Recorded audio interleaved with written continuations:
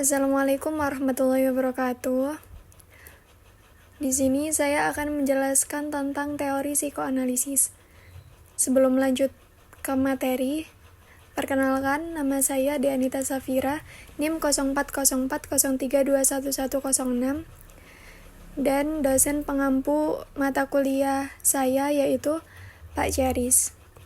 Untuk materi yang pertama, yaitu apa konsep dasar psikoanalisis? Yang pertama, konsep dasar psikoanalisis. Bagi Freud, kepribadian mengacu pada alam kesadaran yang terbagi menjadi 3 tahap. Yang pertama, sadar, prasadar, dan bawah sadar. Freud percaya bahwa kekuatan pendorong pertama seseorang terletak jauh di dalam pikiran bawah sadarnya. Karena psikologi ditekan di alam bawah sadar manusia, banyak penyakit fisik disebabkan oleh depresi psikologis manusia. Yang pertama, alam sadar merupakan bagian dari pikiran yang memiliki fungsi untuk mengingat, menyadari, dan merasakan sesuatu secara nyata atau dengan penuh kesadaran. Yang kedua, alam prasadar, yaitu bagian yang menyimpan ide, ingatan, perasaan, yang semuanya itu memiliki fungsi menyalurkan ide, ingatan, dan perasaan ke alam sadar saat seseorang mengingatnya kembali. Yang ketiga, ada alam bawah sadar. Merupakan bagian dari kesadaran yang memiliki peran dalam pembentukan kepribadian individu. Di dalamnya sendiri itu tersimpan berbagai ingatan tentang peristiwa dan kejadian tertentu yang telah ditekan oleh individu, serta keinginan-keinginan yang tidak terpenuhi. Selanjutnya, Freud pada tahun 1923 menyuguhkan 3 struktur kepribadian yang lain. Yang pertama ada id, ego, dan superego yang menjadi wilayah pikiran dari individu. Nah, struktur ini melengkapi serta menyempurnakan gambaran mental manusia. Gambaran 3 elemen pendukung itu seperti berikut ini. Yang pertama ada id. Id itu merupakan sistem kepribadian unik yang melekat pada diri sejak lahir. Id juga mencakup semua aspek psikologis yang diwariskan seperti naluri, dorongan, dan dorongan. Fungsi id sendiri berada pada alam bawah sadar dan menggambarkan perspektif yang tidak pernah terasa dalam perjalanan hidup. Id sendiri berkaitan dengan proses fisik yang menghasilkan energi psikologis yang dipergunakan untuk mengontrol struktur kepribadian yang lainnya. Id juga didasarkan pada prinsip kesenangan yang bertujuan untuk mencapai kesenangan dan mencegah rasa sakit. Yang kedua ada ego. Ego sendiri merupakan perkembangan id agar individu mampu melakukan sesuatu berdasarkan kenyataan. Maka dari itu, ego beroperasi menurut prinsip realita yang berusaha mendapat kepuasan yang diminta. Id dengan menunda kenikmatan atau menghindari terjadinya tegangan baru sampai ditemukan objek yang secara real dapat memuaskan kebutuhan. Ego sendiri adalah bagian dari kepribadian yang berperan sebagai pengelola eksekusi. Dengan tugas pertama itu memilih rangsangan yang akan direspon sesuai prioritas kebutuhan.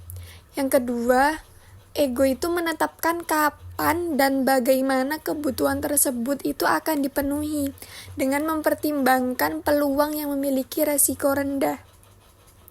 Yang ketiga ada superego. Superego di sini merupakan komponen norma dan etis dari kepribadian yang berjalan berdasarkan prinsip idealistik. Prinsip ini terdiri dari 2 subprinsip. Yang pertama ada suara hati, yaitu terbentuk atas pengalaman mendapatkan hukuman atas perbuatan yang tidak pantas dan memberi pengajaran atas hal yang tidak boleh dilakukan. Yang kedua itu ada ego ideal. Hal ini berkembang dari peristiwa menerima penghargaan atas sikap yang benar dan menunjukkan pada tindakan yang lebih baik dilakukan. Superego di sini memiliki 3 fungsi. Yang pertama ada menggerakkan ego untuk menggantikan tujuan realistis dengan tujuan moralistik.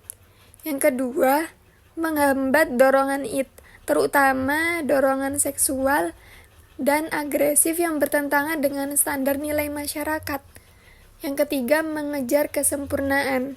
Tujuan dari terapi psikoanalisis itu sebagai pengubah kesadaran individu agar segala penyebab permasalahan individu yang semula tidak disadari menjadi sadar, dan ego individu itu diperkuat sehingga mampu menghadapi kenyataan hidup. Nah, fokus utama terapis ini adalah penggalian informasi mendalam tentang masalah klien dan menganalisis setiap kata atau kalimat yang diucapkan oleh klien sehingga konflik bawah sadar dapat diungkap dan dipahami. Selanjutnya yaitu definisi psikoanalisis.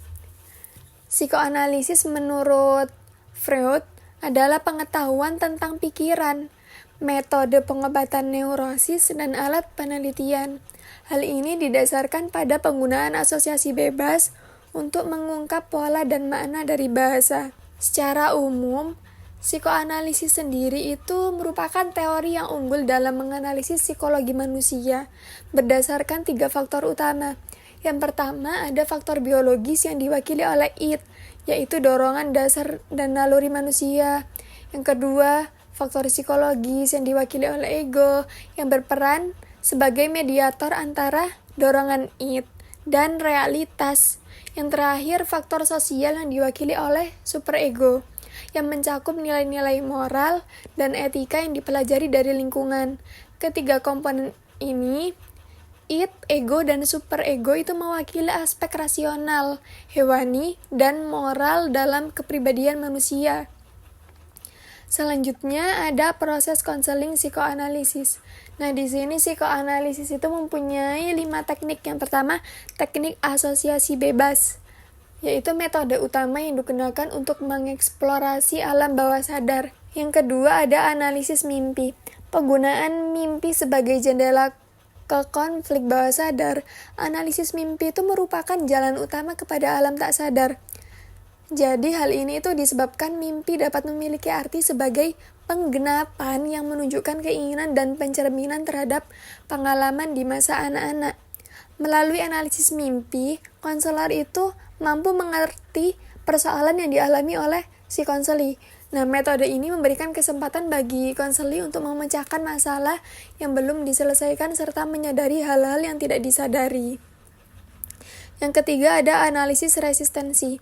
Resistensi merupakan perlawanan konselor dan pencegahan klien untuk mengungkapkan hal yang sebelumnya tidak disadari.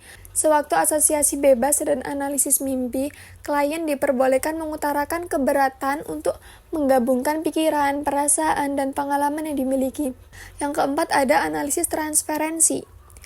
Analisis transferensi dapat terjadi setelah klien memahami hubungan transferensi dengan konselornya. Hal ini disebabkan perolehan klien mengenai perasaan atau pengalaman masa lalunya. Maka, selanjutnya, klien akan menghubungkan pengalaman dan perasaannya di masa lalu dengan apa yang terjadi di masa sekarang. Yang terakhir ada interpretasi. Interpretasi sendiri merupakan bentuk usaha pengungkapan konselor terhadap apa yang ada di balik pernyataan yang telah disampaikan oleh konseli dari pernyataan yang diajukan. Hal ini mencakup apa yang ada dalam asosiasi bebas, analisis mimpi, analisis resistensi, dan analisis transferensi.